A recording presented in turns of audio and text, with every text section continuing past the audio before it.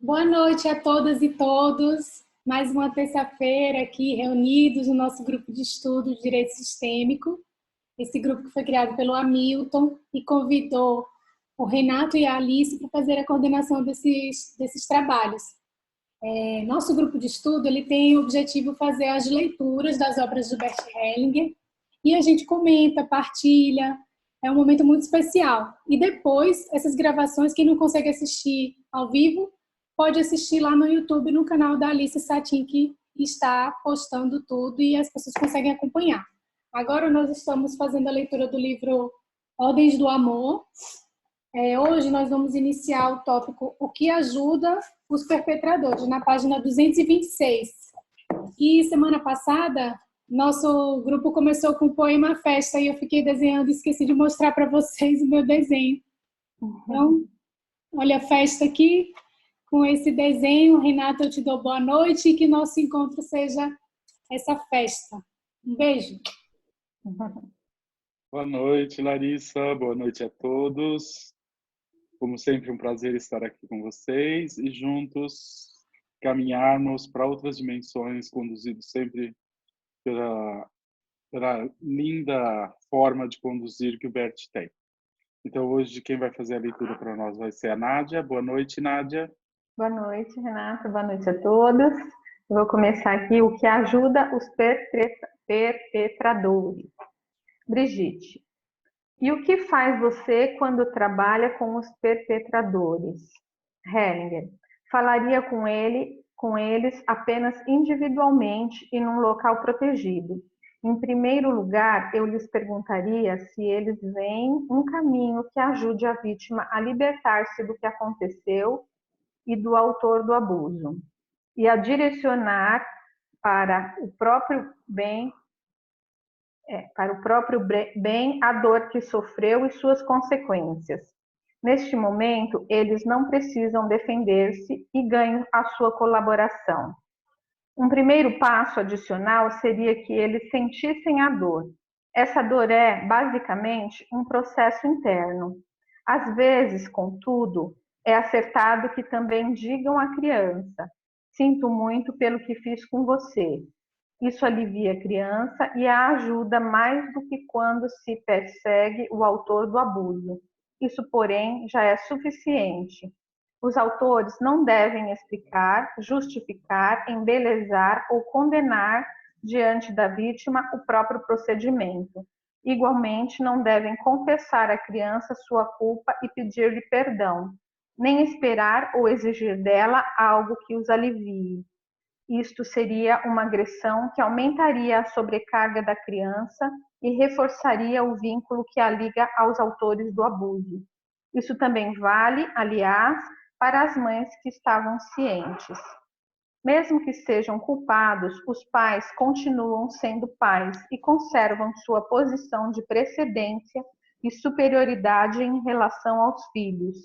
Por isso, o assunto não deve ser discutido nem entre pais e filhos, nem diante de terceiros, por exemplo, de psicoterapeutas. Isso humilha os pais diante dos filhos e também humilha os filhos, mesmo que pareça fazer-lhes justiça. Pais humilhados serão perdidos para os filhos. Quando acontece um processo judicial, aconselho os réus a aceitarem a pena sem tentar diminuí-la, com apelos a subterfúgios ou perícias. Então, recuperam mais cedo a sua dignidade. Muitas vezes, os perpetradores, além de receberem uma justa pena, tornam-se alvos de uma campanha. Ou acontece ainda que uma suspeita seja lançada sobre uma pessoa inocente sem que ela possa se defender, pois a simples suspeita cai como uma fagulha sobre um campo de capim seco. Vou contar-lhes então uma breve história. O silêncio. Num congresso de psicoterapia, um psicólogo muito conhecido fez uma conferência sobre o feminino. Nos debates, foi duramente atacado por algumas mulheres jovens. Elas achavam que as mulheres ainda eram muito injustiçadas e que era uma presunção dele falar desse tema na presença de mulheres. O psicólogo, que parecia ter falado com a melhor das intenções, viu-se acusado de injusto e colocado contra a parede, tanto mais que, aparentemente, pouco tinha a contrapor aos argumentos das jovens mulheres. Quando tudo terminou, ele refletiu sobre o que talvez tivesse feito de errado, conversou com seus colegas e procurou um homem sábio para pedir conselho. O homem lhe disse: as mulheres têm razão. Realmente, como você pôde notar, elas próprias não têm dificuldade em impor-se aos homens e provavelmente não sofreram pessoalmente nenhuma injustiça grave. Porém, tomam sobre si a injustiça que outras mulheres sofreram, como se a tivessem sofrido elas mesmas. Como plantas parasitas, alimentam-se de um tronco alheio. De fato, elas não têm um grande peso próprio e no amor se relacionam apenas com pessoas de sua própria condição. Entretanto, ajudam as que vêm depois delas. Uma pessoa semeia e a outra colhe. Não estou interessado nisso, respondeu o psicólogo. Gostaria de saber o que devo fazer quando estiver numa situação semelhante. Faça como aquele que no campo aberto é surpreendido pelo temporal. Ele busca um abrigo e aguarda que passe a chuva. Então volta ao ar livre e curte o ar fresco. Quando o psicólogo voltou para o meio de seus colegas, estes lhe perguntaram qual tinha sido o conselho do homem sábio. Ah, disse ele, não me recordo exatamente, mas acho que foi de opinião que eu deveria sair mais vezes ao ar livre, mesmo com os temporais. A indignação. Hellinger. Também se tornam, por vezes, alvos da indignação os ajudantes que, em vez de perseguir, olham para o futuro e orientam as vítimas e os perpetradores para que revertam ao próprio bem o sofrimento e a culpa. Os indignados acreditam estar a serviço de uma lei coercitiva, seja ela a lei de Moisés, a lei de Cristo, a lei do céu, a moral natural, a lei de um grupo ou apenas o ditado de um cego espírito da época. Essa lei, seja qual for o nome, confere aos indignados poder sobre perpetradores e vítimas e justifica o mal que lhes fazem. A questão é a seguinte: como podem os ajudantes defrontar-se com tal indignação sem prejudicar as vítimas, os perpetradores, a si mesmo e a ordem justa? Para ilustrar o assunto, contarei uma história bem conhecida. A adúltera. Certa vez, em Jerusalém, um homem desceu do Monte das Oliveiras em direção ao templo. Quando penetrou no recinto, alguns eruditos justos arrastavam uma jovem mulher. Cercando o homem, eles a colocaram diante dele e lhe disseram: esta mulher foi apanhada em adultério. Moisés nos ordenou na lei que seja apedrejada. O que diz você a respeito? Na verdade, não estavam interessados na mulher nem na ação dela. O que lhes interessava era preparar uma armadilha para um ajudante que era conhecido por sua brandura. Eles se indignavam com sua indulgência e, em nome da lei, julgavam-se autorizados a destruir tanto aquela mulher quanto este homem, que nada tinha a ver com a ação dela, caso não compartilhasse de sua indignação. Vemos diante de nós dois grupos de perpetradores. Um deles pertencia à mulher, era uma adúltera, e os indignados a chamavam de pecadora. Ao outro grupo pertenciam os indignados, por sua intenção eram assassinos, porém chamavam-se justos. Sobre ambos os grupos pesava a mesma lei implacável, com a única diferença de que chamava de injusta uma ação má, e de justa uma outra, na verdade, muito pior. Porém, o homem que tentavam apanhar na armadilha esquivou-se de todos eles, da adúltera, dos assassinos, da lei, do ofício de juiz e da tentação de grandeza. Ele se curvou e começou a escrever com um dedo na areia. Diante de todos eles, curvou-se para a terra. Quando os indignados não entenderam os sinais que escrevia com um dedo e continuaram a espreitá-lo e pressioná-lo, ele se ergueu e disse: quem estiver sem pecado, que seja o primeiro a atirar a pedra. E então curvou-se de novo para a terra e continuou escrevendo na areia. De repente, tudo mudou, pois o coração sabe mais do que a lei lhe permite ou ordena. Os indignados esvaziaram o local da cena e se retiraram, um depois do outro, começando pelos mais velhos. O homem, porém, respeitou a vergonha deles e permaneceu curvado, escrevendo na areia. Apenas quando todos partiram, ele se ergueu de novo e perguntou à mulher: onde estão eles? Ninguém te condenou? Não, Senhor, respondeu ela. Então, como se partilhasse o sentimento dos indignados, disse a mulher: eu também não te condeno. Aqui termina a história. No texto que nos foi transmitido, ainda foi acrescentado: não peques mais. Esta frase, como demonstrou a ciência bíblica, foi um acréscimo posterior, provavelmente de autoria de alguém que não suportou mais a grandeza e a força dessa história. Mais alguns comentários. Os indignados e a história ignoraram a vítima real, o marido daquela mulher. Se tivessem apedrejado a mulher, ele teria sido duplamente vitimado. Agora, porém, com os indignados, não se intrometem mais entre eles. Eles têm a possibilidade de encontrar amorosamente a forma de se compensarem e reconciliarem, começando de novo. Se os indignados se intrometessem entre eles, uma solução lhes seria vedada e a situação ficaria pior, tanto para a acusada quanto para a sua vítima. É o que às vezes acontece com crianças que sofreram abuso, quando não caem nas mãos de pessoas amorosas, mas de pessoas indignadas. Estas poucos se importam com elas. As medidas que propõem e impõem, nascidas de seus sentimentos de indignação, apenas tornam a situação mais difícil para as vítimas. Mesmo depois de vitimada, a criança permanece ligada e fiel ao autor do abuso. Assim, quando o pai é perseguido e destruído, moral e fisicamente, a criança também morre, moral e fisicamente. Ou então, mais tarde, um de seus filhos espiará por esse fato. Essa é a maldição da indignação e a maldição da lei que a justifica. O que, portanto, deveria fazer os ajudantes que agem a partir do amor?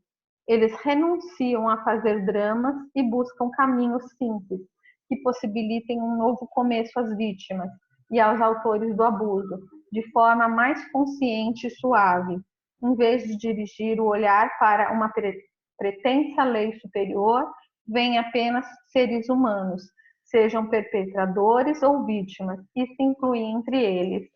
Sabem que somente a lei se apresenta como se fosse de bronze e eterna.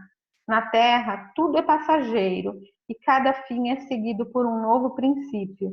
Sua ajuda é humilde e tem amor por todos, pelas vítimas, pelos perpetradores, pelos incitadores ocultos e pelos vingadores, entre os quais eles próprios já figuraram alguma vez. Deixei claro o assunto? Participante, sim. Super claro, Nádia, né? sim, Nádia, vamos fazer um intervalo, vamos ver se tem alguma pergunta ou observação. Acho que é muito claro, né? A forma como ele retrata a atitude adequada do ajudador, né? Sem julgar, sem tomar partido, sem busca de vingança, né? Onde ele olha para todos com o mesmo amor. Eu fiz uma anotação aqui na hora que eu li, Renata. Tem uma mãozinha levantada também. Ok. Posso falar? Pode falar, Nádia. Aqui na primeira página, quando começa, lá no finalzinho, está escrito assim, ó. Muitas vezes os perpetradores, além de receberem uma justa pena, tornam-se alvos de uma campanha. Ou acontece ainda que uma suspeita seja lançada sobre uma pessoa inocente. O que ele quis dizer com isso? Não, acho que o que ele quis dizer com isso é exatamente isso que está escrito, que muitas vezes, além de uma pessoa ser condenada, a condenação dela é usada para movimentos populares ou para campanhas aonde se usam do sofrimento da pessoa em prol de alguma outra coisa, né? Como, por exemplo, alguém usa a condenação de alguém para fazer política, ou alguém usa a condenação ou o sofrimento de alguém para tirar algum tipo de benefício. Então, eu entendo que ele está falando disso. E essa pessoa condenada, ou essa pessoa que sofre, ela não tem como se defender disso. As pessoas usam o sofrimento dela para tirar algum proveito pessoal. Eu, pelo menos, entendo isso quando ele coloca isso dessa forma. Renato, e Pois não? também no mundo jurídico, essa questão que ele fala com muita propriedade de suspeitas serem lançadas em relação a pessoas inocentes, e isso se espalha como exatamente assim, uma fagulha no campo de capim seco. Algumas vezes existe uma suspeita que é plantada com base numa falsa memória, a criança ela cresce acreditando naquela ideia que foi falado, que foi passado, mas na verdade nada aconteceu, e aquele suspeito, até se livrar dessa suspeita, sofre bastante e às vezes não consegue nem provar que foi inocente. Exatamente. Isso acontece e talvez com uma frequência maior do que as pessoas imaginam. Tá? Muitas pessoas provavelmente são condenadas e não têm participação naquilo, né? São inocentes. Tá? Talvez aqui até um descendente pode receber injustamente, né, Renato? Sim, provavelmente atua dentro disso algo maior que às vezes é difícil de nós podermos compreender racionalmente, né? Provavelmente existem dinâmicas maiores atuando atrás disso, né? Especialmente quando uma pessoa ela é injustiçada, e se isso acontece, independente da injustiça, por que será que isso acontece, né? O que será que existe por trás disso? Então, será que ela mesmo sendo inocente, de alguma forma ela busca por uma expiação, por um sofrimento de algum antepassado que poderia ou talvez deveria ter sido condenado e não foi, e ela injustamente, ela que não passou por isso, talvez esteja expiando isso? Talvez existam dinâmicas desse tipo por trás desse tipo de situação. Tá? Mais alguém tinha levantado a mão? A Marina está com a mão levantada. Marina, você consegue abrir seu microfone? Aí, eu acho que está aberto, né? Então, eu só queria comentar que o Renato me desse um feedback sobre os ajudadores, porque a gente está acompanhando uma questão aqui que se encaixa muito na leitura de hoje. É uma menina de 16 anos, ela foi abusada pelo pai entre os 7 e 13 anos de idade, e por algumas circunstâncias, por não ter familiares que possam cuidar, ela hoje vive num abrigo. E o pessoal que cuida dela, as equipes que acompanham, vieram noticiar que ela tem falado muito em perdoar o pai, que espera o pai sair da prisão, e assim, para que ela possa voltar a viver com ele. Então, assim, a notícia chegou com muita revolta das pessoas que cuidam dela por essa iniciativa dela de querer se reconciliar com o pai. Mas, assim, ele é o único parente que ela ainda tem, né? Porque o resto da família a abandonou. Então, assim, casa muito com isso, a indignação de outras pessoas e quem deveria ajudar. Então, assim, agora o nosso trabalho vai ser aqui voltado para isso, para trabalhar com essas pessoas. Realmente, quando ela tiver a idade, a maturidade, ela vai realmente se reconciliar com o pai, mas eles acham que o trabalho deles está sendo perdido por essa vontade dela.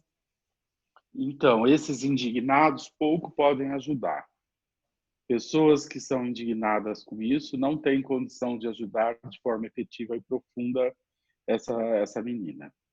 Então, a ajuda para ela vem só de pessoas amorosas que não julgam ou condenam ou não tomam partido diante de uma situação como essa. Filhas que são abusadas pelos pais, sempre existe uma terceira pessoa envolvida atrás disso. Geralmente, o filho está a serviço de algo dentro desse sistema. E essa terceira pessoa envolvida nisso, via de regra, na maioria das vezes, costuma ser a mãe, né? A filha sendo empurrada para ocupar um lugar e uma posição dentro dessa relação. Então, a gente já sabe disso, é um fato isso, que a gente já sabe, que as crianças elas não são envolvidas em situações de abuso, porque existe uma pessoa má, que no caso é o abusador, e uma pessoa boa, que no caso é a vítima. Quem se relaciona dessa forma e fica indignado com isso, não consegue ajudar com eficiência. Portanto, tomar partido nessa situação, como essas pessoas estão indignadas, como se elas tivessem perdido o trabalho que ela fez, elas não estão pensando na menina e na paz que a menina pode e quer encontrar.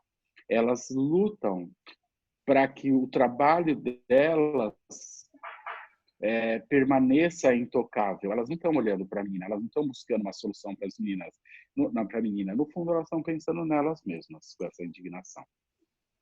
Então, pessoas indignadas numa situação de conflito, elas não têm condição de ajudar com profundidade ou com eficiência. Simplesmente não têm.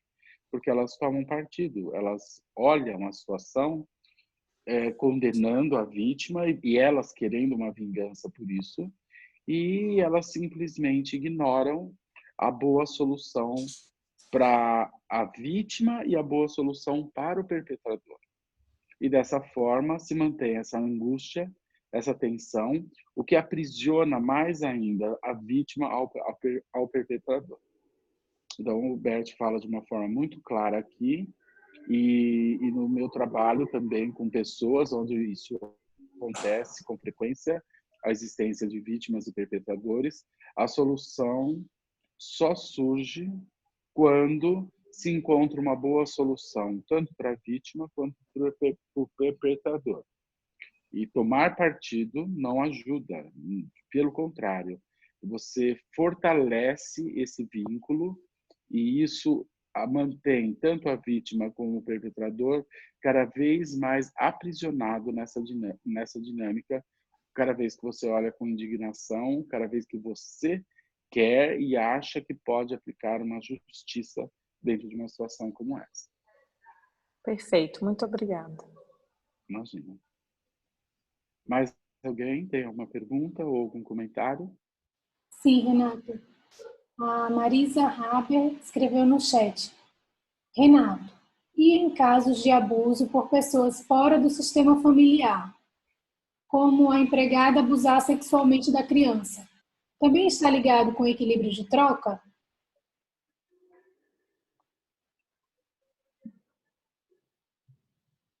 Tá. A solução nessas situações normalmente são um pouco diferentes, né? Nessas situações, normalmente a solução surge quando a pessoa abusada, no caso a criança, ela pode dizer à pessoa que abusou a seguinte frase, que normalmente traz muita força e solta, libera a vítima dessa situação. Ela dizer para o abusador, o que você fez, eu não te perdoo. E eu deixo com você todo o peso e a responsabilidade daquilo que você fez. Dizer isso, né, para situações de abuso, quando não se se trata de questões ou de dinâmicas dentro da família, isso muitas vezes libera a pessoa. E isso não só ajuda a pessoa, mas ajuda o perpetrador a tomar consciência e até mesmo encontrar, se encontrar com esse peso e com essa dor, o que ajuda a ele também ao se conectar com esse peso, com essa dor, e ele ficar com isso e assumir isso. Então, tudo isso cria a possibilidade deles se soltarem, simplesmente se soltarem. Porque caso a pessoa, ela queira fazer vingança, ou a família queira fazer essa vingança, isso só estreita ainda mais o laço entre a vítima e o perpetrador. Isso os aprisiona ainda mais. Portanto, existe algumas... tudo isso, é claro, tem a ver com equilíbrio de troca, mas existem situações onde, se você quer você fazer a vingança, você acaba assumindo uma posição pior do que aquela que o perpetrador fez. Então, por exemplo, se um pai quer vingar a filha que foi abusada por um vizinho, vamos dizer, e para ele se vingar disso, na maioria das vezes ele quer matar a pessoa. Então você substitui ele, que se sente inocente ou melhor do que o outro, ele se torna um assassino. Então, dessa forma, quando você busca a solução de algumas dinâmicas de forma pessoal, usando plenamente o poder que você tem, você acaba fazendo pelo outro algo pior do que aquilo que o outro fez. E quando esse pai vai lá e mata o abusador, isso solucionou algo? Essa é a pergunta que eu faço. A vítima, agora a criança, como que ela se sente? Pelo pai, por ela, além de ser abusada, agora o pai ter se tornado um assassino em nome da moral dela, em nome daquilo que ela vivenciou. Isso deixou ela aliviada ou isso aprisionou ela mais ainda ao assassino, a pessoa que violentou? Então, é um fato que determinadas dinâmicas, especialmente as mais graves, nós devemos, o que ajuda nessa situação, não é eu buscar uma vingança, e sim eu deixar com o perpetrador ou com o agressor as consequências daquilo que ele fez e poder dizer, eu não te perdoo e deixo as consequências daquilo que você fez com você. Então, com isso, ela pode se soltar. E o perpetrador, com isso, através disso, pode entrar em contato com a sua culpa e o peso daquilo que ele fez, o que o ajuda também dessa forma. Ok? Posso só pedir para completar, Renato? Sim. E quando a criança vive essa experiência com uma pessoa fora da família e ela tem prazer e depois ela se sente culpada com relação a... Como que a gente poderia falar de frase para ela? Isso muitas vezes acontece. Muitas vezes as crianças elas entram em contato com o prazer através de situações de abuso, seja com pessoas da família ou com pessoas fora da família. E isso é a forma como muitas pessoas, ou como muitas crianças, elas entram em contato com o prazer. É um fato. Ela vai entrar em contato com o prazer precocemente ou mais tarde. Isso é natural. Então, o que ajuda, e é lógico que quando ela cresce e ela se lembra daquilo, ela sente um prazer e ao mesmo tempo ela se sente profundamente culpada por ter esse prazer. Isso é um profundo conflito que essa pessoa vai viver durante a vida dela. O que ajuda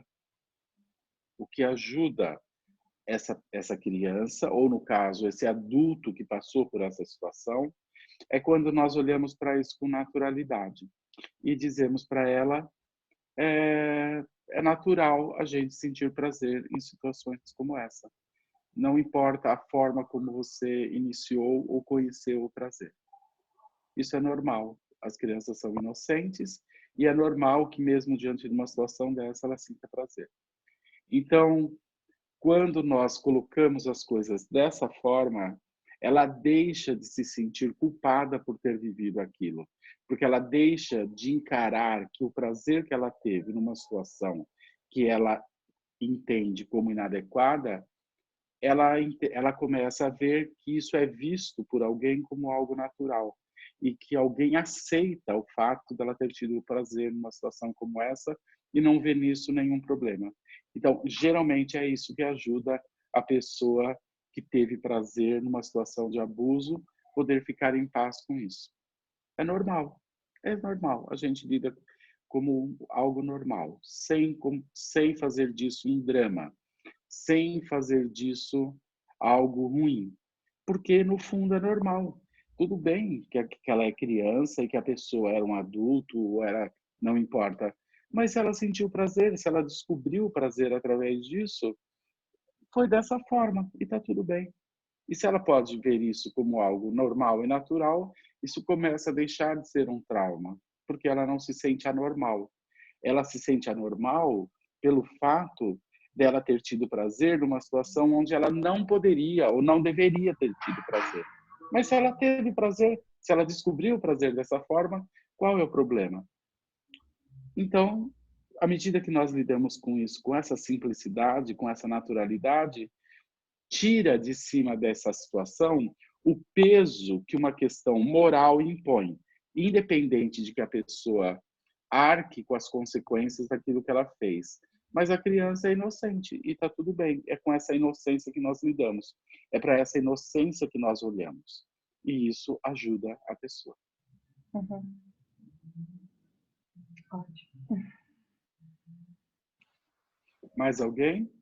Renato, a Marisa falou grata e que tem a fone de Gabriela. Nossa, muito bom o esclarecimento da pergunta. E ela faz uma pergunta. E quando o adulto tem raiva e se indigna contra o abusador que o abusou na infância com desejo assassino? Quando a indignação não vem do ajudante, mas da própria vítima. Então, e aí é que nós estamos falando. Quando a vítima ela quer fazer justiça, isso tudo aprisiona mais ainda ela a isso. Então, quando nós ousamos a fazer uma justiça numa situação como essa, nós acabamos nos tornando mais injustos do que o próprio perpetrador. Ou seja, fazemos algo pior ainda daquilo que ele fez. Então, numa situação como essa, o que ajudaria o ajudador, como que ele poderia ajudar uma pessoa numa situação como essa? Como que ele poderia ajudar?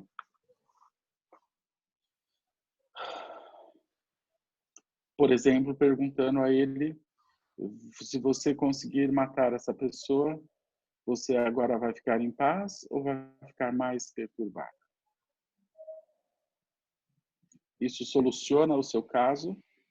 Ou além da sensação do abuso, agora você vai se sentir também uma assassina? Então, olhe dentro de você e veja qual é a boa solução.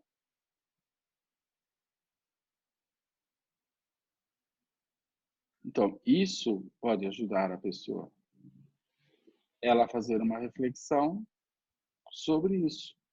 Ela buscar dentro dela, experienciar dentro dela qual é o efeito. Então, no primeiro momento, quando você mata, talvez você tenha um pequeno alívio. E depois, como que você vai carregar o fato de se tornar uma assassina?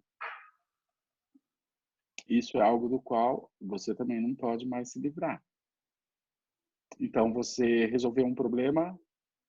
Não. Você não só não resolveu um problema, como agora você tem mais um problema, mais um peso. Então, o peso nessas situações, nós devemos deixar com o agressor. E abrir mão da justiça é o que permite a pessoa se liberar disso. Então, numa situação como essa pessoa, o que ajudaria ela, de novo, cai na mesma situação. Ela ir até o agressor e dizer a ele: eu não te perdoo por aquilo que você fez comigo. E eu deixo o peso e todas as consequências daquilo que você fez comigo com você. E eu sigo a minha vida. Isso ajuda. Rosa, você levantou a mão? Mas e quando isso facilita com que esse abusador continue fazendo com outras crianças? Então, a denúncia é um peso muito pesado, eu vejo, né? Fica pesado para a vítima. Mas e quando por exemplo, vamos supor que é um técnico de futebol, é alguém que está em contato com outras crianças, que ele vai continuar fazendo isso. É fechar os olhos para isso? E deixar que cada um tem o seu destino? Como é que fica assim? Não se trata disso. Não se trata de fechar os olhos para isso. Fazer uma denúncia é uma coisa e deixar que a lei julgue é outra coisa. Quando você busca uma vingança pessoal, isso te aprisiona mais profundamente. Nós estamos falando de outra coisa. Fazer uma denúncia de uma situação onde existe esse tipo de abuso, e isso é entregar a pessoa para a justiça, e a justiça resolve isso. O problema é quando a pessoa ela busca uma vingança pessoal. Então, isso não ajuda a pessoa. Agora, a pessoa ser denunciada e a pessoa ser condenada, ter uma pena para isso não só ajuda o perpetrador, como ajuda a vítima. Mas eu estou falando da pessoa fazer justiça, ela buscar uma justiça de forma pessoal. Ela fazer a denúncia, está tudo certo. Está tudo certo, está em ordem isso. Pesado também, né? É pesado, mas isso é uma forma dela causar algo ao outro sem ela buscar uma vingança pessoal. Porque não vai ser ela que vai julgar, não é ela que vai determinar uma pena e muito menos ela que vai fazer a justiça de forma pessoalmente. Ok, obrigada. Imagina. Mais alguém, Larissa? Sim, a Adriana e eu. Renato, essa frase que você falou, que a vítima, a criança, esse adulto, quando lembra da sua criança, quando foi agredido, essa frase tem que ser diretamente dita para o agressor ou é algo que a própria vítima pode internalizar essa frase com essa força? Ou precisa ser dito na cara do agressor? Isso tem uma força maior quando ela pode dizer isso ao agressor diretamente, mas também, quando não existe essa possibilidade, isso pode ser feito dentro de um trabalho de constelação. A constelação nos dá a possibilidade da vítima confrontar com seu agressor e olhar nos olhos e viver todos aqueles sentimentos, todas aquelas sensações, e através disso, e nessa situação, ela pode dizer isso, quando ela não tem a possibilidade de encontrar, ou quando essa pessoa morreu, ou quando não tem como encontrar. Então, isso pode ser tratado dentro de uma constelação. Porque ao se conectar dentro do campo com o agressor, ela não só tem a possibilidade dela reviver algo, expressar aquilo que é necessário, como ela vai ter a possibilidade de ver a reação do agressor através do representante que representaria o agressor. Então, a constelação nos permite lidar com esse tipo de situação quando não existe essa possibilidade desse encontro entre vítima e agressor. Entendi. Obrigada, Renato. Imagina. E mais uma pessoa tinha uma questão? Sim, pergunta? A Adriana escreveu assim: gostaria que o Renato comentasse o movimento mundial de tentar punir os cardeais ou superiores que tiveram contato com casos de pedofilia, aspas, dentro da igreja, fecha aspas. e não tomaram uma atitude. Quais são as consequências? Ela explica que está sem áudio aqui para poder fazer a pergunta direta. As consequências do quê? Dos cardeais não sofrerem nenhuma consequência, as consequências do que ou para quem? Porque tem muitos aspectos dentro de uma situação como essa. Tem o aspecto da igreja, tem o da instituição religiosa, não importa se é igreja, tem o aspecto da pessoa que foi o abusador e tem o aspecto daquele que foi abusado. Então, qual aspecto? Do que ela está falando? Ela pode esclarecer um pouco melhor? As consequências para quem? Eu estou pedindo para ver se ela pode escrever. Tá. Bom, eu vou falar sobre todos os aspectos, então. A igreja ou a instituição religiosa, quando ela encobre isso em nome da instituição, ela perde força, porque isso acaba vindo à tona e ela perde força e perde a credibilidade e perde adeptos ou seguidores. Tá? O agressor, ele fica sem a possibilidade de assumir plenamente as consequências daquilo que ele fez e permanecer anônimo dentro disso aprisiona ele mais ainda dentro dessa situação. E para a vítima, se ela busca uma justiça pessoal, de novo, isso aprisiona mais ainda ela dentro dessa situação. Então, cai tudo sempre na mesma situação. Aquele que consegue abrir mão da vingança pessoal e deixa o peso e as consequências daquilo que ela sofreu na mão do agressor, isso tem mais força para ela e isso é um caminho onde ela pode lidar com isso de forma mais simples e achar uma boa solução para ela, assim como através disso o agressor ele tem a possibilidade de entrar em contato com esse peso, com essa culpa e também com isso fazer algo de bom disso. Agora, quando a instituição ela encobre tudo isso em nome da instituição, a instituição perde força e credibilidade. Ela perde força, só isso.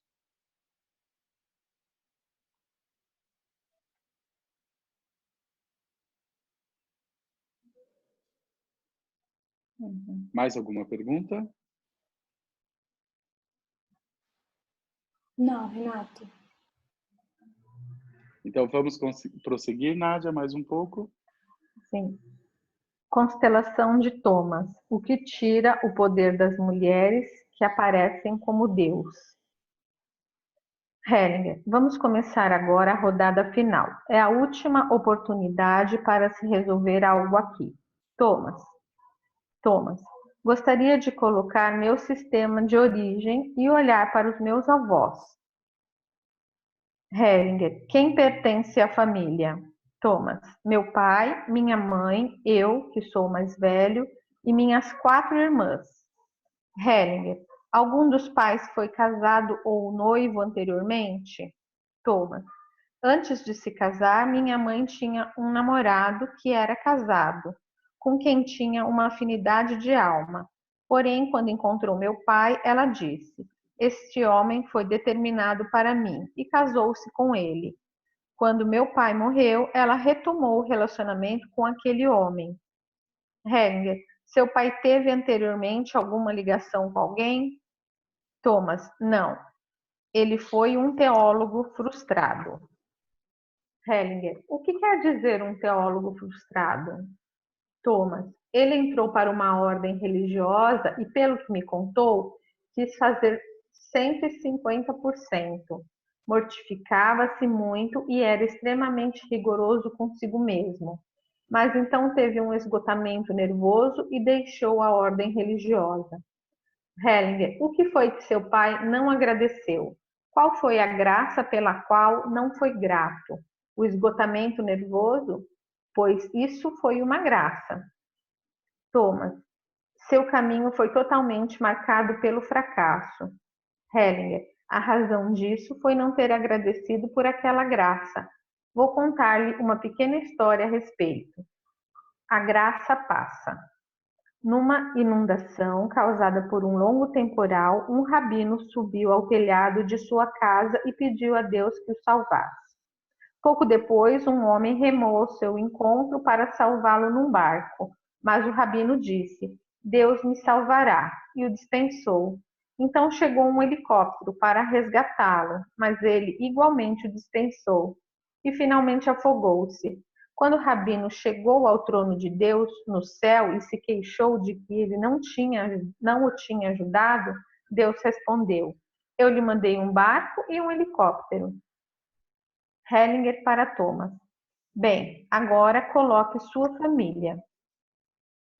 Hellinger para os representantes da família. Vocês todos estão zangados com quem? Segunda filha. Com o pai? Hellinger. Não. Para Thomas. Com Deus. Este Deus aqui é um homem ou uma mulher? Thomas. Não estou seguro. Isso não é palpável para mim. Hellinger. Quando Deus aparece num sistema, ele na verdade é sempre uma pessoa do sistema. Thomas. Então é um homem. Hellinger. Não estou tão seguro. Bem, vamos começar. Como está o pai? Pai. Numa pior. Estou fixando o vazio e nada tenho a ver com essas pessoas. Hellinger. Exato. A graça não serviu de nada. Hellinger. Como está a mãe? Mãe. Numa palavra, impossível, absolutamente impossível. Hellinger para o representante de Thomas. Como está para o filho? Primeiro filho. Não estou bem, quero sair daqui. Segunda filha. Sinto-me sobrecarregada, como uma mãe que cuida sozinha dos filhos. Terceira filha. Toda a sensação de estar num canto totalmente abrigado. Quarta filha. Só estou bem porque não sinto nada, não tenho mais nada a dizer. Hellinger para Thomas. Conte-me algo sobre a família do seu pai. Thomas. Meu pai é o filho mais velho e teve 7 irmãos.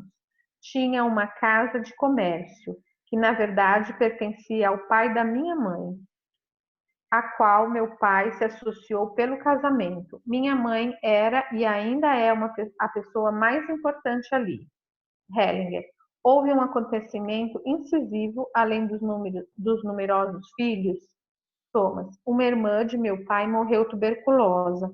Seus irmãos mais novos eram gêmeos. Um deles rolou de uma escada e morreu.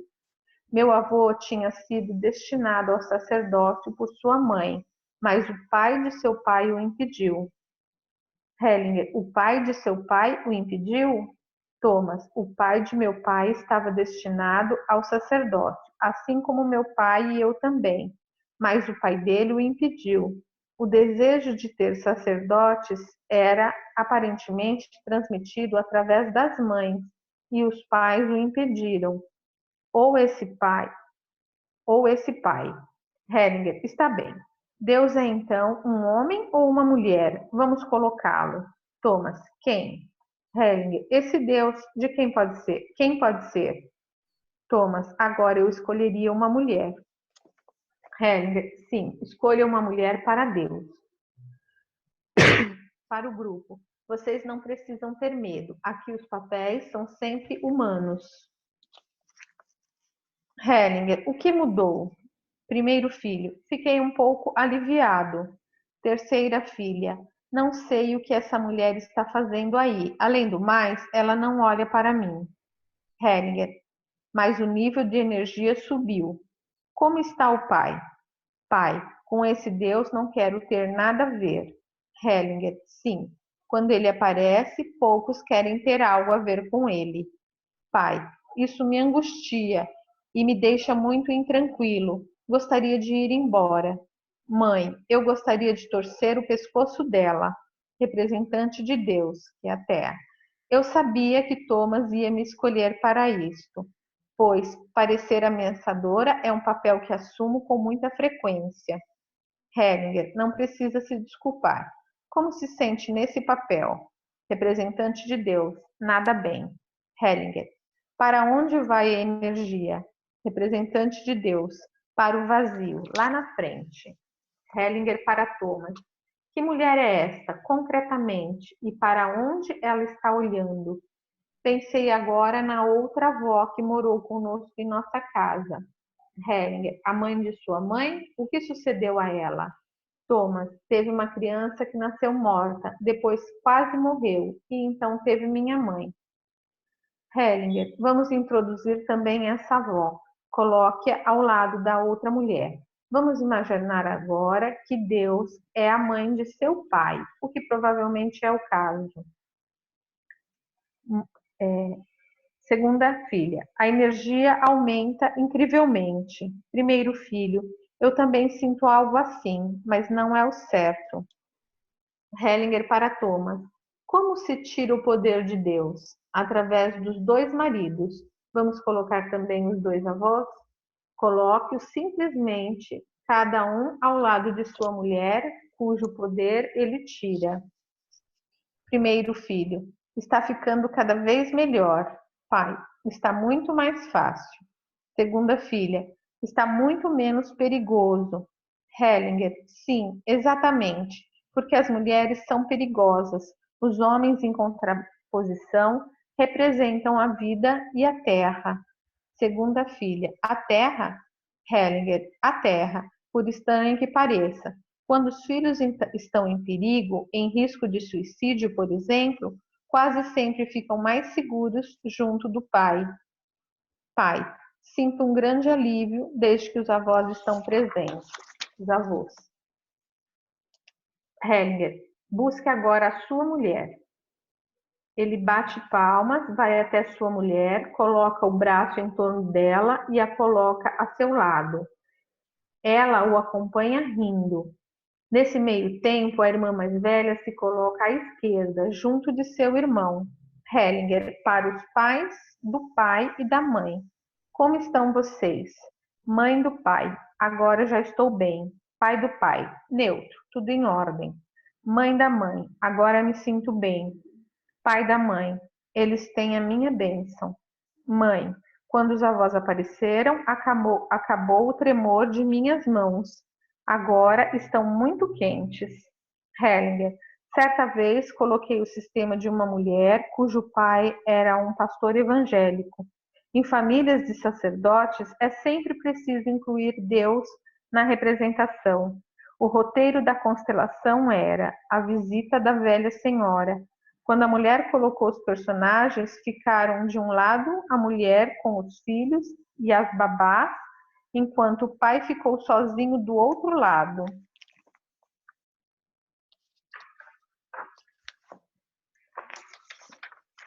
Hellinger, então perguntei a eles, Deus, nessa família é um homem ou uma mulher? Ela respondeu, uma mulher. Então a incluímos. Isso foi a visita da velha senhora. Hellinger, é sempre terrível quando Deus aparece numa família assim. É um inimigo da vida nessas famílias. E quase sempre é uma mulher. Quando aparece como um homem, não é um inimigo da vida. Mãe do pai, Deus. Quando fiquei aqui sozinha, tive de repente a sensação de que todas as agressões e tudo que estava nesse espaço se concentravam em mim. Hellinger, veja como é bom haver homens. Para Thomas, creio que deixei a coisa bem clara. Você quer tomar seu lugar pessoalmente? Thomas toma seu lugar e olha em volta, com um gesto de aprovação. Hellinger, nesta constelação, eu me limitei ao mais importante, pois isso basta aqui, está bem? Thomas concorda com a cabeça.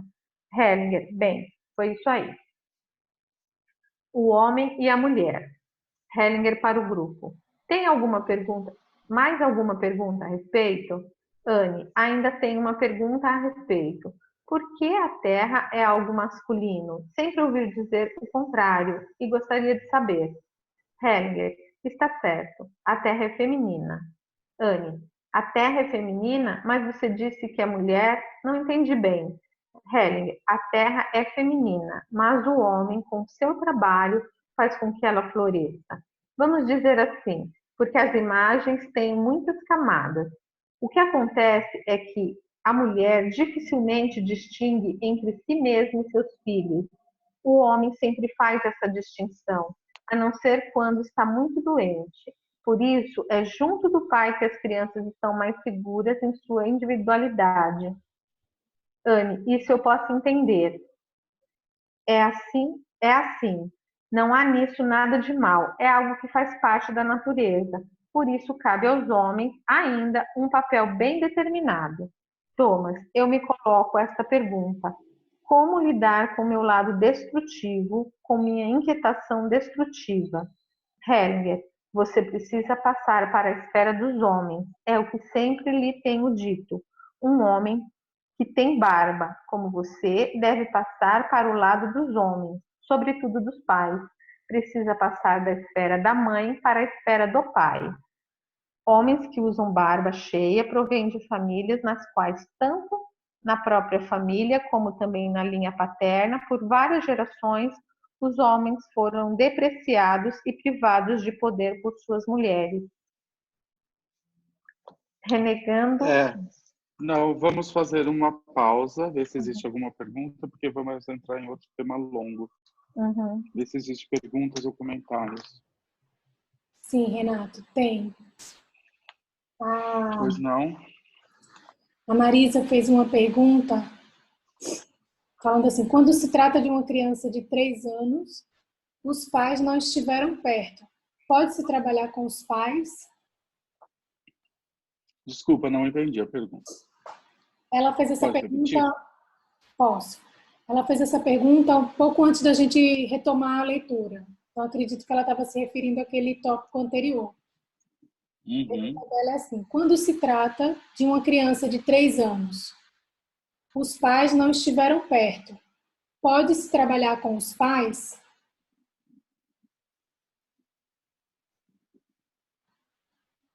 Seria assim, estão me ouvindo? Sim, perfeito. Um fato aconteceu, e então a criança de 3 anos, os pais não estavam por perto. Não estavam por perto em que sentido? De cuidar. O que aconteceu? Do que você está falando? Ela foi abusada? Isso. Uma criança foi abusada de 3 anos por alguém de fora da família. Isso. E os pais não estavam por perto, o que significa isso? É só uma observação. E no caso da constelação, agora seria interessante fazer a constelação com os pais? Não me sinto à vontade de responder essa pergunta. Tem coisas por trás dessa pergunta que não estão sendo ditas. Eu não gostaria de responder.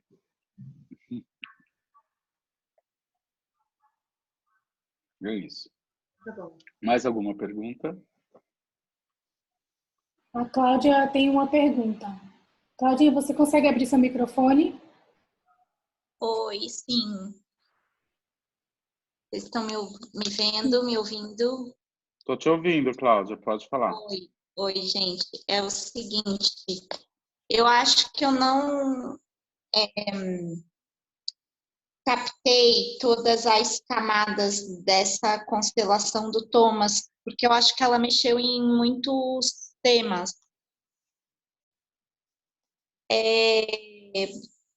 Um dos temas é quando ele, em algum momento, ele fala, né, que como tem situações em que as mulheres são perigosas. E na história do Thomas, teve essa questão de que sucessivamente as mulheres queriam direcionar um filho para o sacerdócio e os pais sempre impediam. Tipo, esse direcionar os filhos ao sacerdócio seria como uma castração de obrigar o filho homem a um destino nem sempre desejado.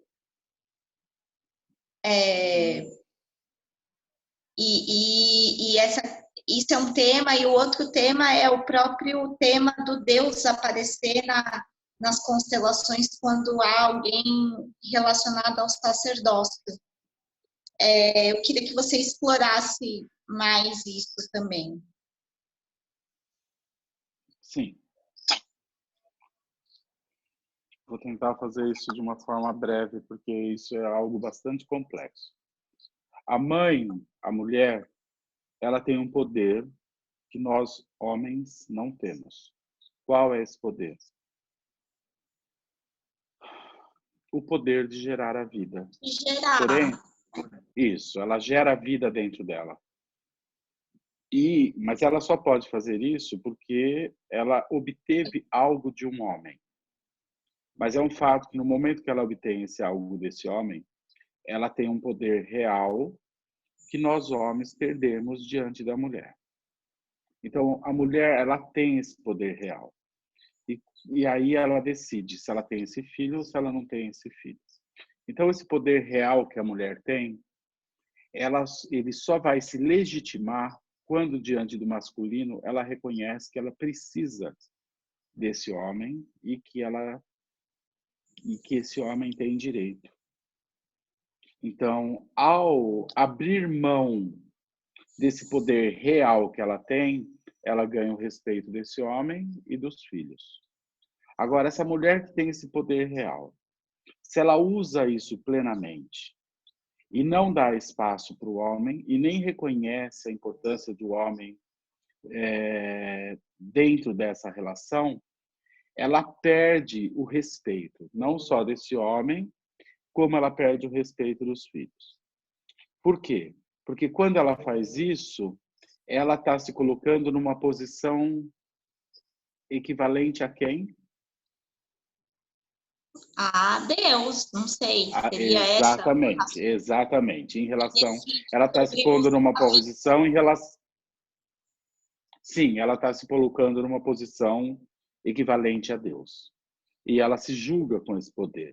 Então, uma mulher que ousa usar plenamente o seu poder, ela está se pondo numa posição de Deus.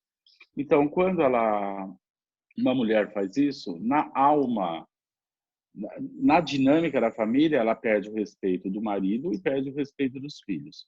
Na alma, uma mulher assim, ela se sente culpada em relação a Deus, porque ela está confrontando, ela está se pondo no lugar de Deus. Muitas mulheres nessa situação, ou quando existem gerações de mulheres assim, elas ousam entregar um filho para Deus e querem entregar um filho para Deus. Por que será que elas fazem isso? Porque na sua alma, elas se sentem devendo algo a Deus. E elas têm medo dessa punição. Então, entregar um filho a Deus e prometer um filho ao sacerdócio é uma forma que elas têm de tentar amenizar um peso que elas carregam por se pôr num lugar onde elas se sentem na posição de Deus. Então, por isso que cada vez que uma mulher, por isso que mulher não, por isso que cada vez que numa constelação envolve questões ligadas a sacerdócio, pessoas que são ligadas a isso, esse tema Deus, ele tem que ser sempre colocado, porque existe algo aí referente a Deus. E geralmente, como o próprio Bert fala, geralmente é uma mulher. E por que geralmente é uma mulher? Porque uma mulher, ela tem muita dificuldade por gerar o filho dentro dela e depois esse filho nascer, ela se sente com um direito sobre esse filho maior do que ela costuma dar esse direito ao pai. Porque ela sente que o filho, ela não consegue diferenciar ela e o filho. Ela sente que o filho é a extensão dela. Então, ela sente com esse poder. Ela é um poder, como eu disse, é um poder real que ela tem de gerar um filho, mas que quando ela abusa desse poder, aí ela perde esse respeito. Porém, essa mulher que tem esse poder real, mas ela dá o lugar ao homem, e com isso ela reconhece a importância desse homem, e dentro dessa dinâmica, aí sim ela tem esse homem que vive em função dela e esses filhos que respeitam profundamente essa mãe por ela ter um reconhecimento e um respeito em relação a esse pai e a importância dele dentro da família. e onde o Bert fala até com uma certa ironia em algum momento aqui, os homens ainda devem servir para alguma coisa, né? Então, esse poder real que a mulher tem, ele só se legitimiza quando ela se curva diante do homem. Assim como um homem que tem a força física, né? Ele tem uma força física que a mulher normalmente não tem. Então, o homem que ousa usar essa força que ele tem na sua maior totalidade, usando isso para agredir a mulher e os filhos, ele também perde o respeito da mulher e também perde o respeito do filho. Então, existe uma força que todos nós temos, mas que ela só se legitimiza quando a gente encontra qual é esse limite de usá-la. E, via de regra, a humildade é que nos coloca em conexão com esse limite.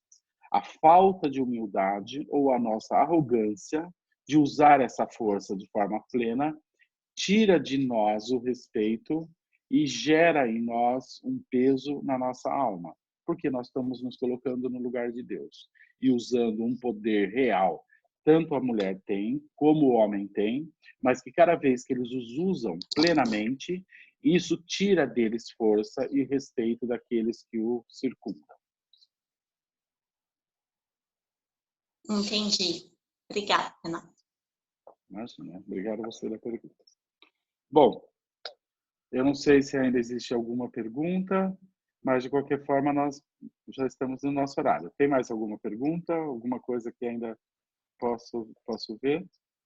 No chat não tem mais nenhuma pergunta, Renato, nem eu vejo ninguém com a mão levantada também. Agora Então, tá bom. começando a aparecer mensagem de agradecimento. Tá bom.